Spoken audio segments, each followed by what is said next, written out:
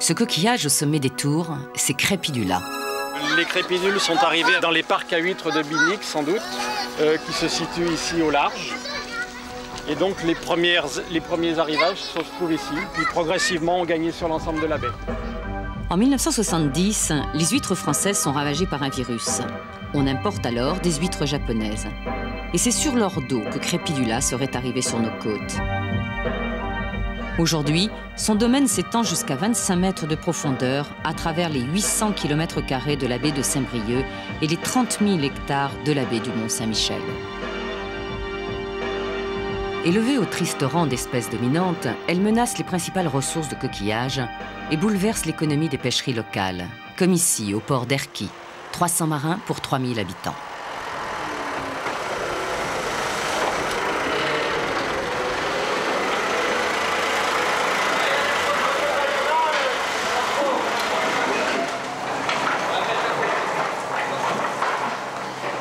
Aux premières lueurs de l'aube, la criée se déroule comme un film muet.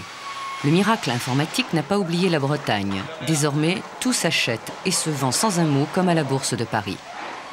Dans le va-et-vient des containers défile la gamme des poissons de la côte bretonne. Mais les coquillages sont rares. Le touriste haussien guettera en vain les lots de coquilles Saint-Jacques, emblème de la gastronomie locale. Il ne trouvera que quelques paniers de pétoncles. La quête de la précieuse ressource est désormais strictement encadrée.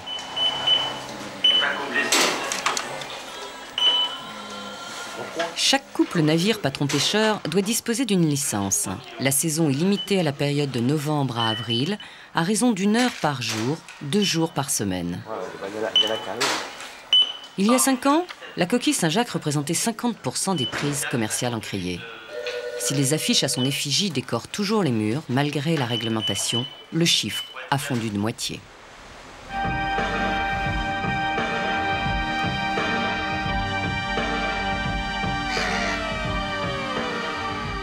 La coquille Saint-Jacques fit quelques apparitions au XVIIIe siècle, puis au début du XXe. L'arrivée des coquillers brestois en 1961 lance l'exploitation. En 10 ans, la flottille passe de quelques dizaines à 475 navires pour des prises annuelles dépassant les 12 000 tonnes.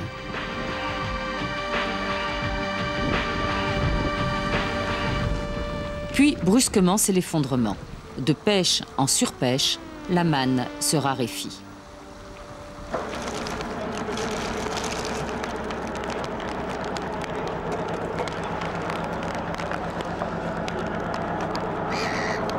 À la différence de la baie de Seine ou de la rade de Brest, ici la coquille n'a qu'une seule ponte significative entre mai et septembre. Le succès des naissances est imprévisible. Il dépend moins du nombre de reproducteurs que des conditions de l'environnement. Essentiellement la température, le vent et la nourriture disponible pour les larves. Malgré la sévère réglementation mise en place pour permettre au stock de se reconstituer, les populations de coquilles continuent cependant de décroître. L'explication est à chercher sous la mer.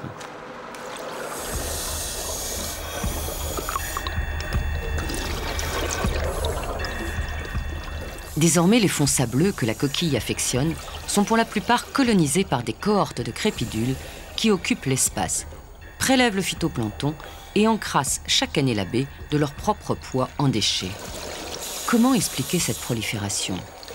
La reproduction est garantie par rapport à des huîtres ou par rapport à des moules dont la semence se disperse dans la masse d'eau.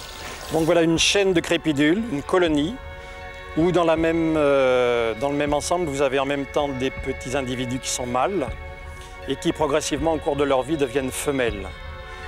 Il y a autofécondation dans la chaîne, les mâles fécondant les femelles, et vous avez donc à l'intérieur une fécondation directe dans la chaîne, ce qui garantit la reproduction. Ainsi, quand elle sort de sa vie larvaire, la crépidule est un mâle. Elle se fixe sur ses aînés, devenus femelles. Un train peut comporter jusqu'à 10 crépidules. S'accolant à la suite, le jeune mâle féconde toutes ses aînées qui libèrent chacune des milliers de larves. Après quoi, il devient femelle et attend en dernier wagon d'être fécondé à son tour par sa progéniture. En termes de colonisation, cette technique est hélas performante.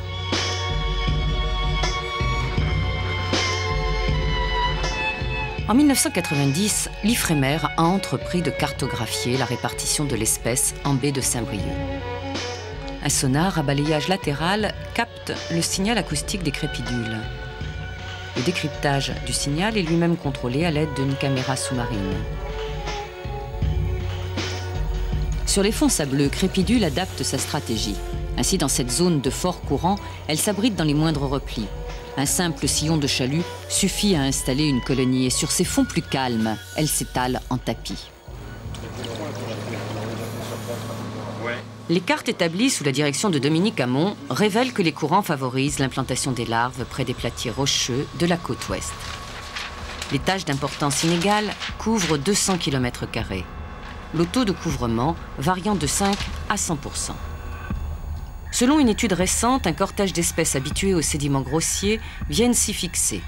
Localement, il s'ensuit une augmentation de la biodiversité. Mais à grande échelle, les fonds s'uniformisent et la baie s'appauvrit.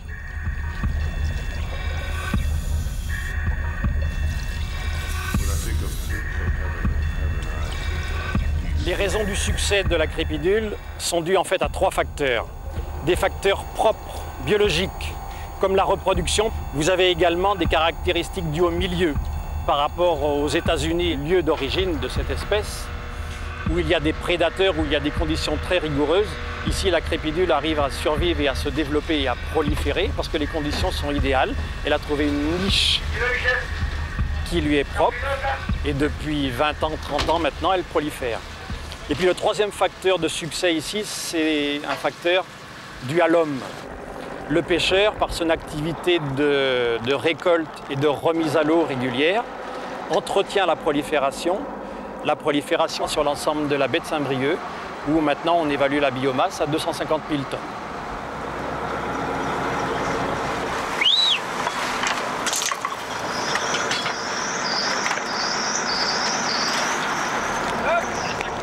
Parmi les mesures de restriction, la taille des navires coquillers a été récemment limitée à 13 mètres.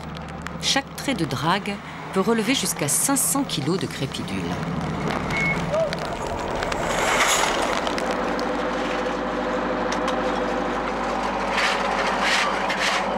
Le pêcheur n'a d'autre solution que de les rejeter en mer sous peine de faire couler son navire. Il contribue ainsi, malgré lui, à l'essaimage du parasite.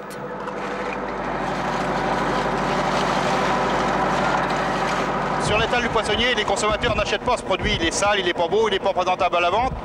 Donc quand on voit là, on a fait 2 petits traits, pas très longs. Donc ça représente peu de temps de pêche. Mais quand on pêche pendant 1h30 ou 2 heures dans ces endroits-là, on n'a pas le temps de nettoyer ces produits. Donc on ne pêche plus sur ces endroits.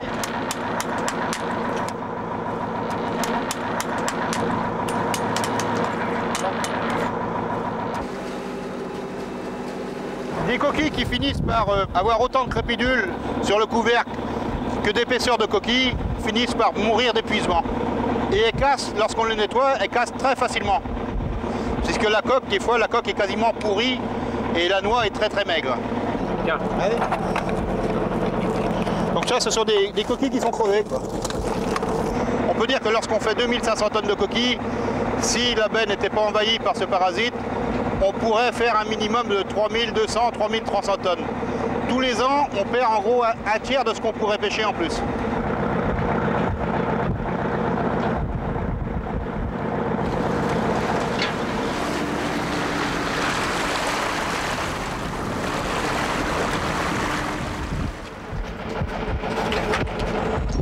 Alors là, on va arriver sur un site où là, il n'y a plus de coquilles. Donc là, si vous voulez, on vient de traîner environ 30 secondes. Et en 30 secondes, il y a environ entre 350 et 400 kg de crépidules minimum. Dans certains endroits, On appelle ça le berlingot de la mer, si on peut. Là, vraiment, c'est magnifique parce que c'est pur. Le problème, c'est que lorsqu'une zone est envahie comme ça, on ne peut plus travailler. Vous vous rendez compte, en 30 secondes, on vire ça.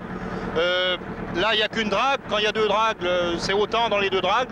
Donc, ce sont des zones sur lesquelles on ne peut plus venir. C'est fini pour nous. Ce sont des zones qui sont perdues définitivement à la pêche si on ne peut rien faire contre ces prédateurs. Les belles coquilles blanches et dodues que Raphaël a pêchées pour notre caméra sont ostensiblement rejetées à la mer. En été, les prises sont interdites.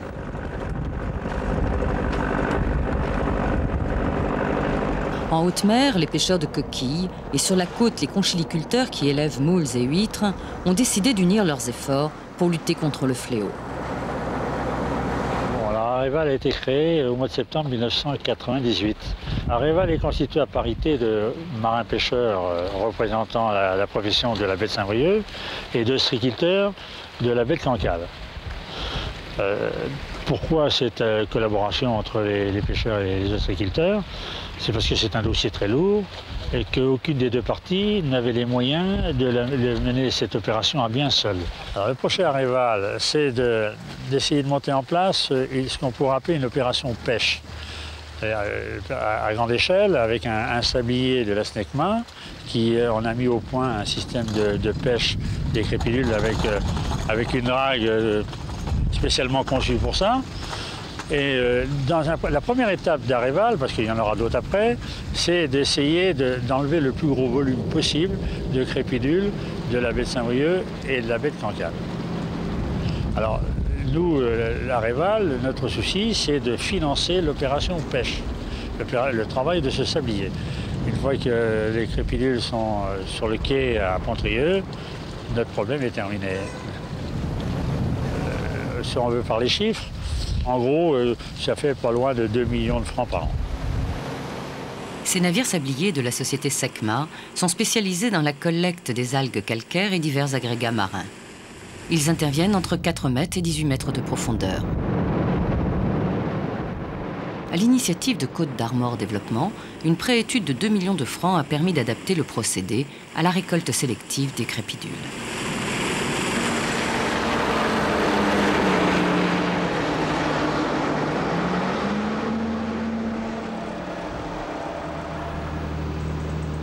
Côte d'Armor Développement, donc anciennement comité d'expansion économique, si vous voulez, on a été, ou on est toujours d'ailleurs, le coordinateur technico-économique du projet global, en liaison avec l'Ifremer sur la partie scientifique, en liaison avec l'Areval, avec la représentation des professionnels, conchiliculture d'une part, pêcheurs d'autre part, et en liaison avec l'industriel sur la partie traitement et valorisation.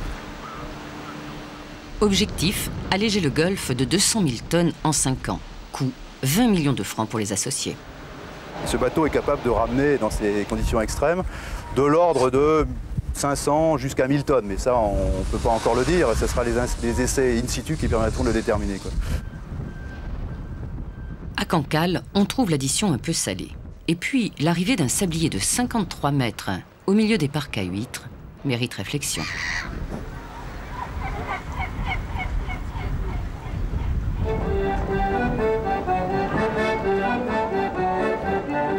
On dit qu'il n'y a pas de terre sous les quais de Cancale. Les maisons de pêcheurs du port de la Houle sont assises sur 2000 ans de coquilles d'huîtres.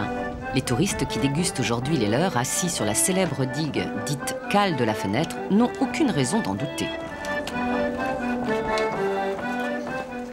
Ici, on choisit ses huîtres à emporter ou à manger tout de suite, par 13 à la douzaine, du producteur au consommateur. À écrire, oui. Il y a dessiné aussi. Ah bon, c'est les personnes qui changent. Pascal Boyer, adjoint au maire et président de Crépy d'Inserre, voit dans le programme Areval une solution pour faire aboutir un projet original. Alors depuis 1995, nous nous battons pour faire connaître la crépidule, c'est des bouchées, et on pense vraiment que ça peut être une troisième, je dirais, voie économique pour la baie, après les huîtres et les moules.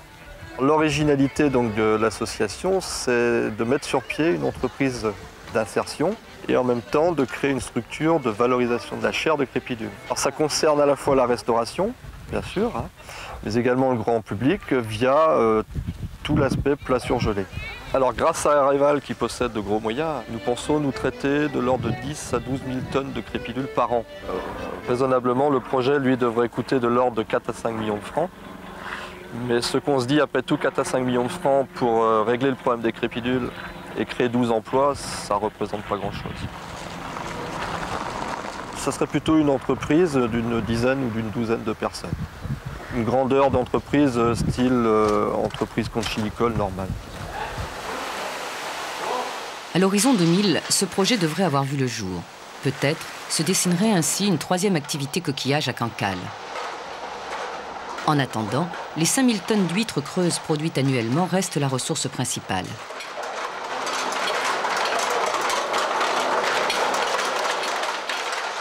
Depuis la mise aux normes européennes, un village d'ostréiculteurs a été constitué au lieu dit Les Nielles. L'été, les huîtres ne font qu'y transiter. Dès leur arrivée, elles sont lavées, triées, calibrées électroniquement et numérotées selon leur taille.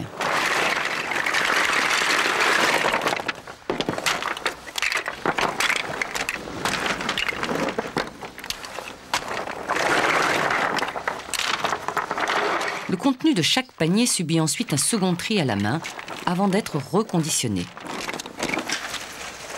Ce bassin ouvragé sert tout juste à conserver le stock pour le marché du lendemain.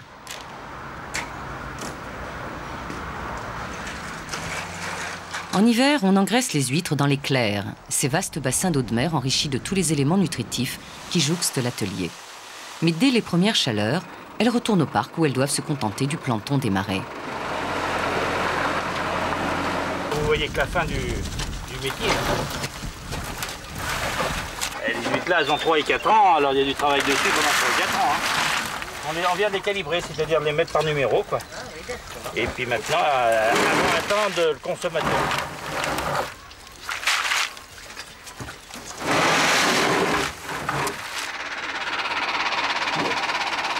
Quand on les travaille, on les garde à cette saison jamais plus d'une journée hors de l'eau, quoi. Hein. Parce que naturellement, ça les fatigue. Et on les remet toujours à la mer le plus souvent possible. En effet, grâce à leur forme, les huîtres creuses peuvent stocker l'eau de mer dans leurs coquilles. Elles sont mises sur ces tables que la marée inonde 2 fois par jour. Crépidula reste invisible dans cette zone découvrante. Oh, les crépidules, ce sont des bêtes qu'on voudrait bien voir disparaître. Hein. Ça consomme la même chose que les huîtres, c'est-à-dire le plancton. Les huîtres et les moules mangent du plancton et la quantité de crépidules en baie, ça c'est un gros problème. Ce n'est pas une nuisance sur les parcs, si vous voulez. En eau profonde sur les parcs huîtres plates, il y a une petite partie de nuisance. Nous, en huître creuse, on n'a pas de nuisance directe. C'est qu'une nuisance de consommation de plancton. L'huître plate est plus menacée. Toujours au fond de l'eau, elle vit en concurrence justement là où prolifère Crépidula.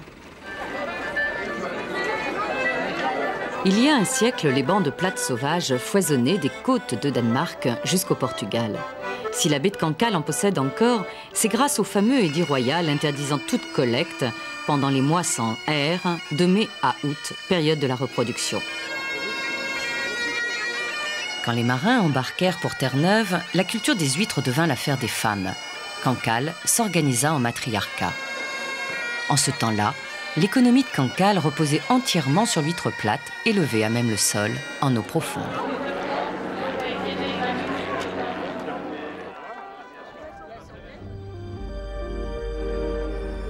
Aujourd'hui, les derniers producteurs de l'espèce Ostrea edulis, plus connue sous le nom de belon, sont seuls à lutter contre Crépidula. Le cours de l'huître plate est 3 fois supérieur à celui de l'huître creuse. Mais son élevage est plus aléatoire, car elles vivent à 15 mètres de profondeur.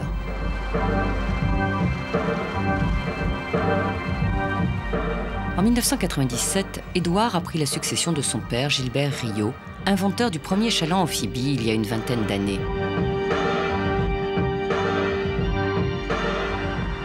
Avec ses 16 mètres de long et ses 5,50 mètres de large, le chaland Ostrea edulis est presque trop gros pour la récolte des huîtres.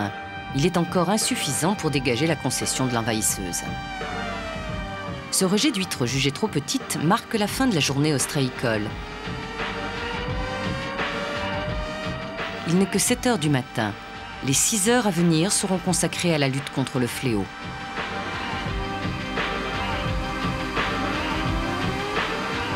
Par 3, les containers se remplissent. Un tri grossier permettra de sauver une cinquantaine de kilos d'huîtres.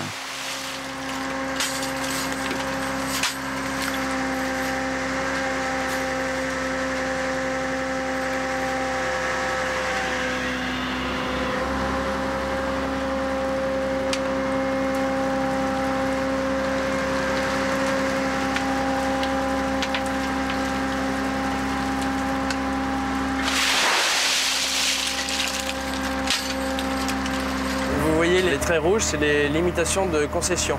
Ça fait partie d'une concession. Ce qui est en noir, c'est le travail de nettoyage que j'ai effectué l'année dernière pour pouvoir accueillir un SMI de cette année. Et j'ai voulu aller dessus en juin et j'ai constaté que le territoire était envahi de nouveau par les crépidules. Donc je me suis rabattu sur une autre partie où il y avait un peu moins de travail. Sur 500 hectares, il y a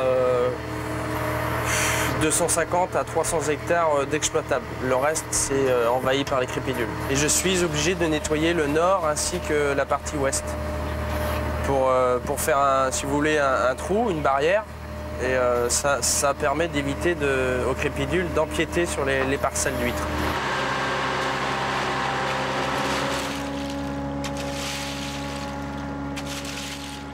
Le pont est envahi. Les marins n'ont plus où poser les pieds. Soudain, on se prend à douter qu'une telle peste ait pu se développer impunément en l'espace de 20 ans. Nous faisons à peu près une centaine de conteneurs. Un conteneur fait à peu près approximativement 400 kg. Au fait le calcul, ça représente 40 tonnes par jour. 40 tonnes par jour multiplié par 5 mois, faites le calcul. Avec les salaires et le fioul, chaque sortie coûte à Édouard en moyenne 7 000 francs. De plus, il craint l'arrivée du navire sablier de la SECMA. Le bateau de la SECMA, il ne faut pas qu'ils viennent faire leur activité en frontière de nos parcs, quand même. Au risque d'avaler les huîtres et tout ça, et en plus de créer des trous dans le sol, quoi. Et il ne faudrait pas ça. C'est pour ça que je pense qu'il y aura un territoire d'instaurer en dehors des concessions au large, définir une zone et que tous les ostréiculteurs mettent leurs crépidules dans cette zone-là. Peut-être aurait-on pu agir avant. En vérité, les premières invasions datent des importations massives d'huîtres américaines en Angleterre au XIXe siècle. Nul ne pouvait l'ignorer. Dès 1932, la destruction du parasite Crépidula fut ordonnée par décret présidentiel. Il ne fut pas appliqué. Pire, les importations d'huîtres continuèrent jusqu'à la fin des années 70. Donc au départ du programme d'action, on a essayé de raisonner pour voir quelles étaient les solutions techniques les plus adaptées à cette invasion de cette colonie, de ces coquillages-là. Donc c'est pour ça qu'on a fait appel à des moyens, on va dire industriels. Et on est tombé sur 3 ou 4 axes principaux, l'amendement calcaire, puisque c'est une spécialité un petit peu de l'usine vers lesquelles on se tournera après, la nutrition animale, la cosmétologie et l'industrie agroalimentaire éventuellement. Donc ça, ce sont à peu près les 4 voies, quoi. On s'est donné comme point de travail de pouvoir traiter sans faire de déchets et donc sans faire de pollution. C'est-à-dire qu'un bateau qui arrive chargé est déchargé dans les 12 heures et la cargaison est traitée dans les 20 heures. Après 10 ans de recherche et de négociations, la SECMA lancera en l'an 2000 une chaîne capable de broyer les coquilles pour en faire de l'engrais et de conserver la chair dont on ne sait trop quoi faire. Un investissement de 18 millions de francs que l'industriel financera à 60%. Les 40% restants ne sont pas encore entièrement couverts. En tout, l'ensemble du remède aura coûté 38 millions de francs à la collectivité. La crépidule a maintenant colonisé toutes les côtes atlantiques européennes. Elle entre en Méditerranée. Il ne s'agit plus de l'éradiquer, juste de la contrôler, en souhaitant que son exploitation permette d'équilibrer les coûts.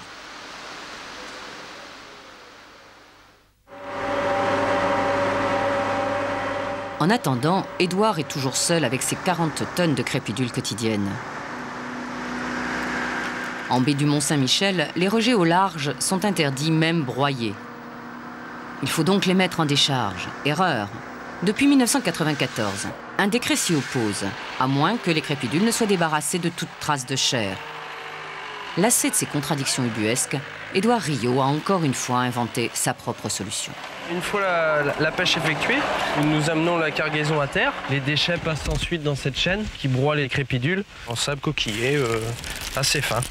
Ensuite, nous le distribuons aux paysans qui les épandent dans leurs champs, et ce qui fait un bon engrais naturel. Jean-Pierre et les agriculteurs voisins lui fournissent donc un débouché. Dans le commerce, les poudres d'amendement calcaire coûtent 90 francs la tonne. Il faut 20 tonnes à l'hectare pour garantir de beaux légumes. La crépidule fait donc mieux et elle est gratuite. Il suffit d'aller la chercher.